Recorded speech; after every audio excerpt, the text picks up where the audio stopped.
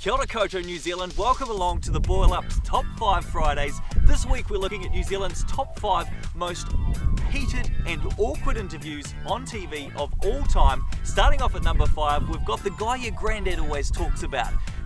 New Zealand's Prime Minister from 1975 until 1984, when he was drunk in Parliament and called a snap election, which he lost, Sir Robert Muldoon. Nuclear powered, and at least 12 armed with ballistic missiles. That statement is absolutely correct. Indeed, Prime Minister. Just a moment, let me answer, please. Prime Minister, this is not a statement that I was say questioning how you much about. higher. With respect, Prime Minister, this is not the statement that I was questioning you about. I would like to put one last point to you. With equal respect, you are not asking me the questions that you were kind enough to put to me so that I could get technical advice on. Prime Minister, do you not believe that you should be able to answer points that you have made in the past? The producer of this program told me today that he would give me the questions that would be asked so that I could confer with defence intelligence sources and give correct answers for the benefit of the people of this country. Prime Minister, I will not have some smart aleck interviewer changing the rules of the game halfway through, Mr. Walker. At number 4, from one New Zealand Prime Minister to the next, it's old Auntie Helen. Why didn't you tell us, Prime Minister? Why didn't you tell us at the time? No, don't go, why didn't you tell me anything? Why didn't the government tell us? I am not running this issue. Why didn't the government tell us? Why didn't your minister tell us? If you want to set down... That's a fair question. If you want to That's set down a set of questions about this for a properly informed interview, I'm happy to do that. But I'm not going to be harangued on a set-up interview that I've had no advice on. You're not being harangued. I am being harangued. You're not being harangued. It's an entirely reasonable question line, given the importance of the issue, given the importance of genetic modification. You have to understand that the Prime Minister is the chair of a board. You're blaming your ministers now. No, I'm not blaming anybody. I'm blaming you for not giving proper advice about a course that you wanted to follow. I was not in any way party to this thing. John, you feel free to shoot the messenger, but I'm afraid to say I had nothing whatsoever to do with this. What I want to say to you, if I'm allowed to get a word in, is that it is a set-up to invite the Prime Minister in for a general interview about genetic modification when you give no advice that you want to go into detail about how the government handled a specific issue. I consider that unethical journalism. At number 3, no awkward interview countdown will be complete without Winston Peters and Paul Henry.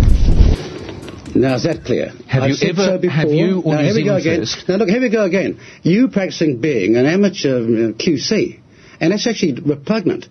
If you want to know how to become a good interviewer, get the facts first and put them, not going on a fishing expedition. All right. And then well, let's focus more, Winston. Winston, let's focus more on you being a good interviewee. Well, you be a good talkback host as well. Paul, I'm saying to you and your colleagues, put up or shut up, or better still, how about apologising? But do you see, Winston, that's what we're saying to you. Put up or shut up. You're not entitled to know whether Mary Bloggs gave a $50 donation and wanted it kept secret. Is $50 the biggest donation your party's ever received? Well, of course not.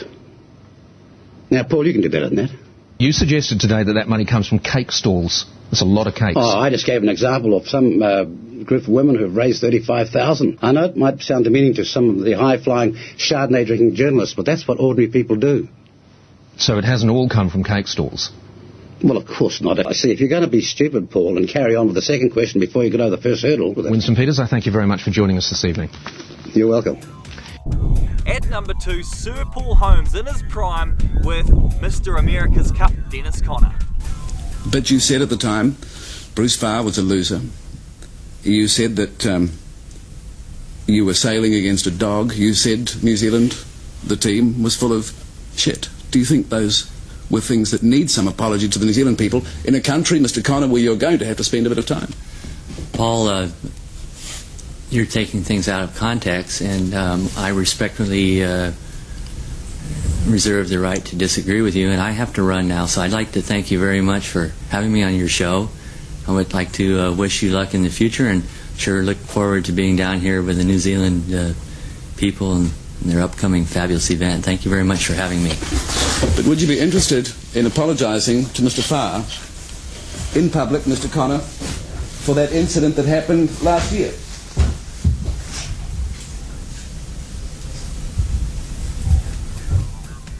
And at number one and the most recent awkward interview of all time, which led me to doing this to start with, is Māori Party's Marama Fox up against the big tobacco company. Tobacco make billions of dollars every year profiting off misery and death. You are a peddler of death. That is what you get your money from, and you come to New Zealand in some public service to help us in the debate when we already know that it kills our children. Mrs Fox, you've made that point. We're out of time. We need to leave it there. Product consumed by 17% of the adult population. Look, I'm not going to in New listen to you. I think that you should crawl back into the hole that is reserved for the corporate executioners like yourself. Mrs Fox, he's an invited guest. Thank you both for joining me this morning.